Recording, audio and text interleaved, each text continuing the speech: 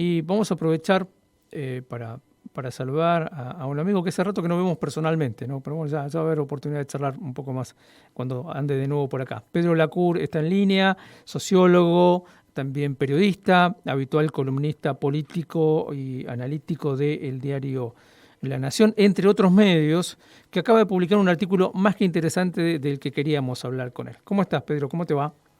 ¿Cómo te va, Miguel? Un gustazo, como siempre.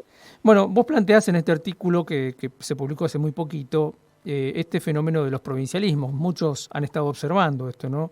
Que vino dándose en estas elecciones que muchos eligieron fueran desdobladas, desengancharse un poco de la elección general. ¿Qué análisis ha venido sacando a partir de los resultados, básicamente? Es interesante. Yo en el artículo lo que hago es retomar un poquito algunos números, que como todo número obviamente sirve como base para después analizar, ¿no? Pero me parece que hay dos datos que hacen a 2023 muy particular. El primero es que podría ser el primer año con mayor cantidad de alternancias en las provincias. ¿Qué quiere decir esto? De mayores victorias opositoras por su oficialismo. Si Frigerio llega a ganar en Entre Ríos, va a ser el año con mayor victorias de oposiciones desde el 99. Ese es como el primer dato, a mí me llamó la atención. Y el segundo, me parece que sí es más histórico todavía, es que salga la elección presidencial y las 4 elecciones provinciales que faltan, el peronismo a partir del año que viene va a tener la menor cantidad de gobernaciones desde el 83. O sea, va a tener su piso histórico de gobernaciones con 8, cuando en el 83, el periodo 83-87, hubo 12. Eso es interesante porque lleva también a plantear una pregunta, que es ¿a qué llamamos peronismo, no? También. Bien. Porque eso se mixtura un poco con la idea esta de provincialismos. Hay muchos provincialismos que se configuran más transversalmente. Entonces, ¿dónde está la identidad peronista también, no? Bien. Hay peronistas con Morales, por ejemplo. También, exactamente. Sí. No, incluso uno puede preguntarse cuál es la identidad de una experiencia como la de la Renovación, ¿no? Claro, ahí te quería llevar, digamos. Me parece muy interesante porque acá la Renovación nos va a servir para mucho, como un pequeño laboratorio de situaciones, ¿no? La Renovación hace muchos años que viene haciendo esto de desprenderse, de despegarse. Primera cuestión. Después, es un conglomerado que tiene básicamente dos grandes vertientes que confluyeron, ¿no? En su momento, lo que lideraba Clos del radicalismo y lo que lideraba Rovira, digamos, los jóvenes descontentos cuando eran jóvenes del PJ.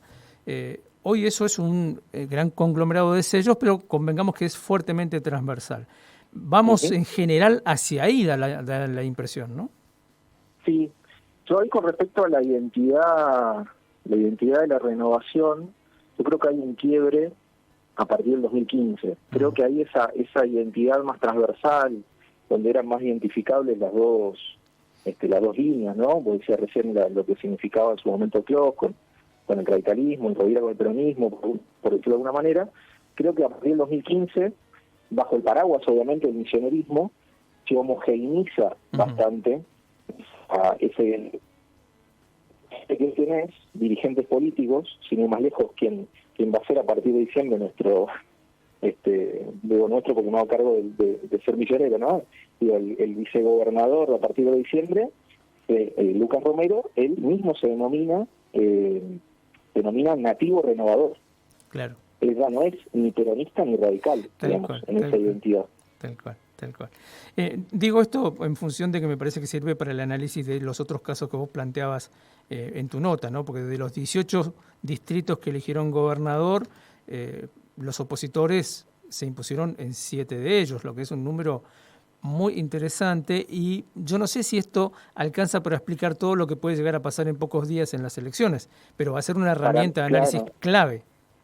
Total, sí, bueno, eso es interesante, porque yo tengo una hipótesis, que esta la hablé mucho con Fernando Cruz, que es el politólogo que cito en la nota de esta semana, que es hasta qué punto la emergencia de un fenómeno como superestructural, como es el de Javier Milei, también es habilitado por esto de quitarle el cuerpo, como los gobernadores le quitaron el cuerpo a la agenda nacional, ¿no?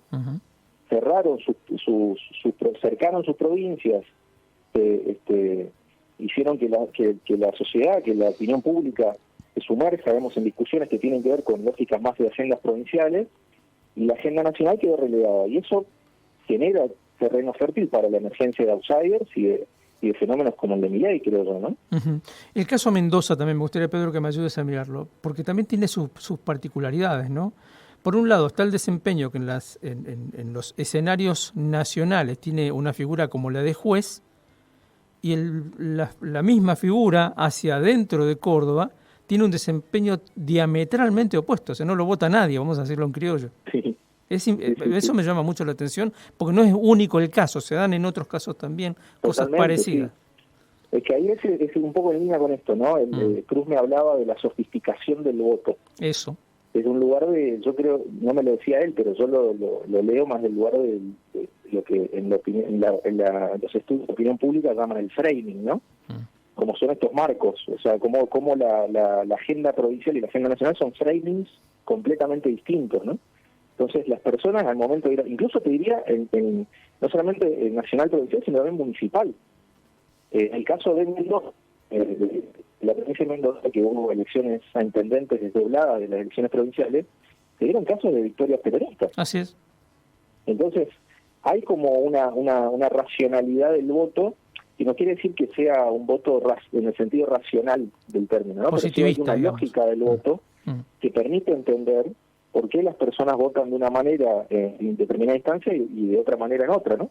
Y creo que la victoria de Milei las PASO, y va a llegar a pasar la semana que viene, el 22 de octubre, no tiene nada que ver con las discusiones que se dieron internamente en las provincias, y que también llevan a una paradoja, porque vos lo estabas diciendo recién, hubo 7 victorias opositoras en provincias donde las agendas se provincializaron, pero eso no le garantiza al gobernador tampoco necesariamente la victoria, ¿no? Al oficialismo de turno. Claro. Vos podés provincializar tu agenda y aún así perder también, digamos, ¿no? El hecho de que desenganches de la discusión nacional no te garantiza continuar en el poder, ¿no? Tal cual. Por último, me parece, Pedro, que este es un momento interesante también para ver el regreso de la política, de la politización, me parece, a muchos ámbitos. Hacía rato que no había tanta inquietud, tanto nerviosismo. Obvio que no es la misma forma de ejercer la práctica política en territorio que en los 70, ni siquiera en los 80. Aquí se da de otro modo, atravesado por las nuevas tecnologías, etcétera. Pero me da la impresión, en todo caso es solo eso, una impresión, de que hay una agitación que hacía rato que no veíamos, y en algún modo eso es saludable, más allá de los resultados que pueda llegar a ver. Sí, es interesante eso, porque se habla mucho, para pensar un poquito más a fondo el fenómeno Milei, ¿no? Como se denomina. Es interesante también pensarlo por ese lado, porque si se reduce meramente a una cuestión de, esto se debatió mucho, ¿no? Después las pasó, una cuestión del voto bronca, también se deja de lado cómo hay sectores, y esto es así, uno lo ve, además, sectores juveniles que se están politizando a partir de ver en Milei una opción, ¿no?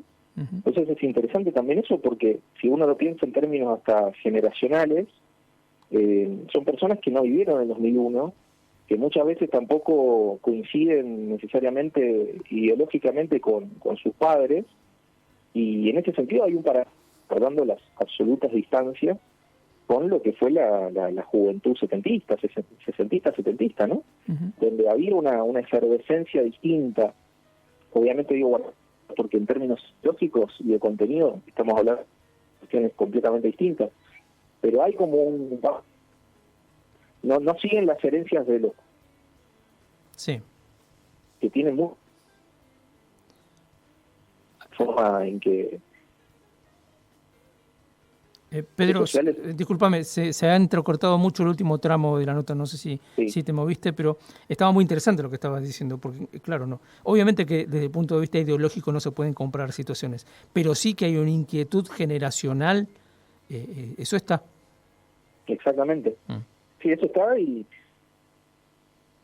cómo la herramienta de las redes sociales opera en ese sentido también es fundamental, porque no estamos hablando de, como pensaba el macrismo en el 2015 de las redes sociales, que era, bueno, tenemos que intervenir en un terreno nuevo con estrategias. No, acá estamos viendo, es algo que está realmente pregnando, era muy silvestre, en sectores que hasta hace 3 años no pensaban tan políticamente. Hay una politización en ese sentido, ¿no? Tal cual. Por último, y acá te voy a pedir que hagamos un esfuerzo los dos, porque se me ocurre que son, de nuevo, solo sensaciones, ¿no? Pero uno mirando un poco el panorama electoral italiano, el panorama electoral francés, el panorama electoral alemán en los últimos tiempos, hay algunos elementos que son comunes, ¿no? La aparición de este fenómeno también allí, es decir, gente joven que opta por las variantes más ultraderechistas en más de un caso, ¿no? El triunfo en algunos distritos alemanes de los partidos neonazis directamente. Y uno ve manifestaciones y siempre gente muy joven la que aparece. Y la escuchaba a Estela Carlotto hace un par de días, decía, habrá que contar nuevamente lo mismo, volver a contar la historia. Yo no siento que no me alcanza con eso, digamos. Algo más está pasando que no termino de entender. Sí, es interesante eso. Yo ahora también una nota que acabo de publicar tiene que ver con esto de que Milei va a ser el primer presidente sin Secretaría de Derechos Humanos en 40 años. Claro. Y ahí hay una cuestión simbólica muy fuerte, ¿no? Porque habla un poco de esto que él intentó también poner sobre la mesa, y lo hace todo el tiempo Victoria Villarreal, su compañera de fórmula, que es una discusión histórica de batalla cultural, ¿no? Como lo plantean ellos. Entonces, hay algo que tiene que ver con esto que decíamos de nacional, de no se aleja del siglo pasado, que uno lo piensa, uno la tiene muy cerca, ¿no? Pero pasaron 50. Claro.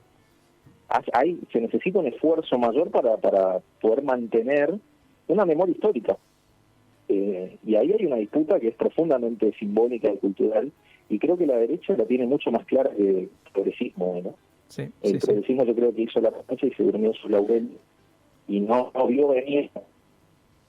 Sí.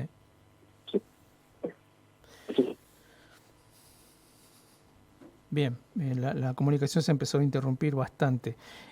Bueno, Pedro, está un poquito complicada la comunicación. En todo caso, vamos de retomar esta charla que está muy interesante en otro momento en que podamos por ahí tener escucharte básicamente, pues se interrumpe mucho. Te mandamos un abrazo enorme, como siempre agradecemos la generosidad de tu tiempo para con nosotros. Muchas gracias y te mando un abrazo grande. Chau, chau. Gracias por la comunicación. Igualmente, Pedro Lacour charlando con nosotros, periodista, es sociólogo de formación, con un artículo muy interesante, mírenlo, búsquenlo, está publicado en el diario La Nación. El artículo hace referencia a este tema con el cual empezábamos un poco la entrevista, ¿no? Se consolida el fenómeno de los provincialismos a costa de un retroceso inédito del peronismo, dice Pedro en su nota, ¿no? Y a partir de ahí un mapeo de esta situación, una revisión caso por caso de estos distritos en los que se impuso la oposición y este retroceso histórico que el peronismo ha tenido al 83, ¿no? Su piso mínimo electoral, esto no es un dato menor.